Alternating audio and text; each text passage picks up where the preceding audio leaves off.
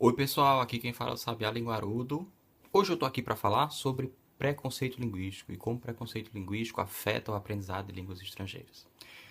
Quando a pessoa fala, a gente sabe bem de onde ela vem, né? Da região de onde ela vem. Porque existem maneiras de falar que são características de cada região.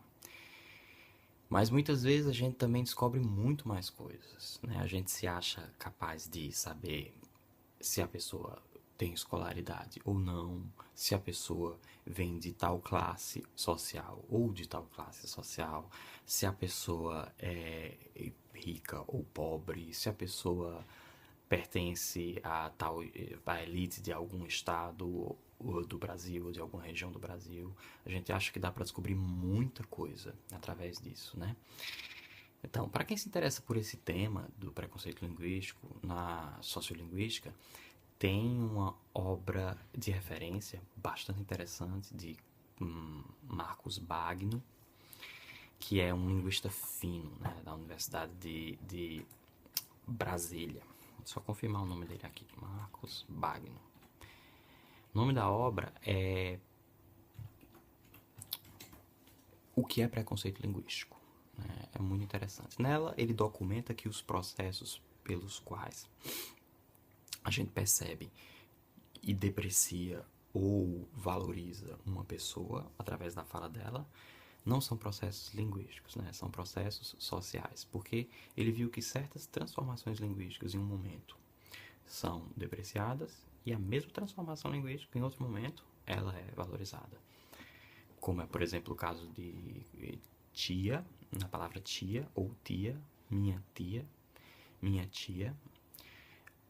que é normal, uma maneira carioca e interessante de se falar, tia, ou quando pessoas, por exemplo, dizem ocho, para dizer o número 8, ocho, que é extremamente depreciado, né? E é o mesmo processo, né? A palatalização do T.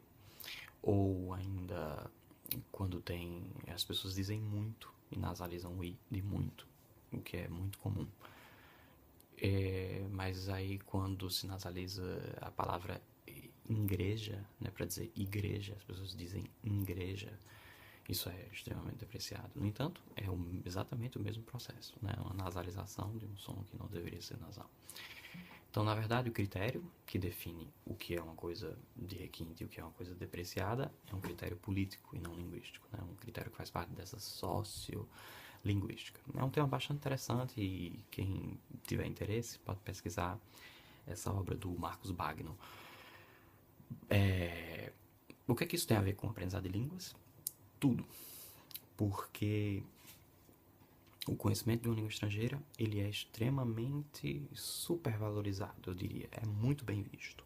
Se você conhece uma língua que é bem desconhecida, ou que talvez não tenha nenhum uso prático na vida profissional no Brasil, por exemplo, uma língua como albanês no Brasil, as pessoas vão lhe olhar no mínimo como uma coisa excêntrica. Não vai ser mal visto, né? O conhecimento de uma língua estrangeira é sempre bem visto. E é uma marca de classe, né?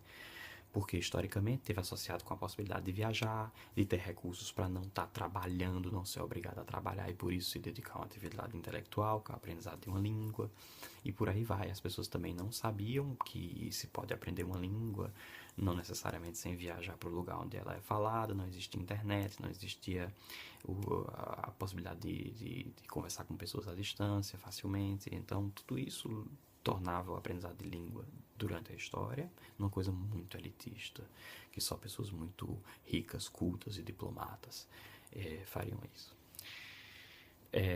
Bem, essa mentalidade é a mesma que leva a gente a pessoalizar essa habilidade, né? Ou seja, falar uma língua estrangeira é uma coisa que porta características sobre mim, enquanto pessoa, né? Ou seja, se eu cometo erros, eu estou me diminuindo enquanto pessoa, o que é extremamente contraproducente, porque é preciso cometer erros, né? Aprender línguas é uma habilidade, né, sinestésica, que depende do uso dos sentidos, não, então é uma coisa que você só vai aprender fazendo, é que nem aprender a dirigir. Você só aprende a dirigir dirigindo e possivelmente errando. Mas para isso, a gente precisa olhar para o erro como uma coisa impessoal, uma coisa que pertence à própria atividade. E por isso que a gente tem que errar justamente para se aperfeiçoar. Se a gente fica com medo do erro, porque o erro diminui a gente entra num bloqueio, não pratica, e aí não tem como progredir, não tem como aprender a língua, é um fracasso antes mesmo de se tentar. Por exemplo, uma outra habilidade que depende muito dos sentidos e parece muito com a aprendizado de língua estrangeira é aprender a dirigir, por exemplo. Dirigir carros é uma coisa que depende dos sentidos e a gente só aprende a dirigir dirigindo. Mas quando a gente erra, né, a gente não se diminui enquanto pessoa. Por exemplo, você é motorista já há 10 anos e aí você comete um acidente muito grave, você mata uma pessoa no trânsito. Você vai ficar muito mal, obviamente. Você vai pagar pelo crime que você cometeu. Você vai ir pro velório da pessoa que você assassinou. Mas você vai pegar seu carro, vai pro velório. Vai pegar seu carro, vai pro tribunal, responder pelo crime que você cometeu. Você não vai deixar de andar de carro, você não vai... Você acredita, você vai dizer pra mim, sabiá, mas acidentes acontecem. Então, acidentes acontecem. Erros acontecem. Não existe essa perfeição, essa maestria total. Não é um conhecimento, é uma habilidade que depende do uso dos sentidos e que a gente pode estar aperfeiçoando para sempre. Então, a mentalidade de você combater o erro a todo custo, ela gera atenção e gera o bloqueio para o aprendizado, né? Porque o aprendizado também precisa ocorrer quando você está relaxado, quando você está no modo lúdico, que você tem que retreinar seu cérebro, a interpretação dos seus sentidos. Então, o medo do erro é um bloqueio clássico e é a marca de uma mentalidade que é totalmente inapropriada para o aprendizado de línguas estrangeiras. Você ficar tenso ou com medo de cometer erros é uma coisa que afeta muita gente, justamente porque muita gente partilha do preconceito linguístico, da ideia de que cometer erros numa língua estrangeira lhe diminui enquanto pessoa.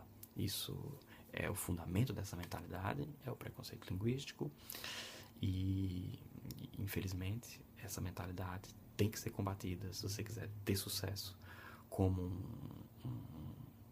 enquanto aprendiz de língua estrangeira. Bom, espero ter ajudado. Se você tem alguma coisa a acrescentar ou alguma crítica a fazer, tá aqui os comentários, vou ler todos e tentar responder. E, bom, é isso aí.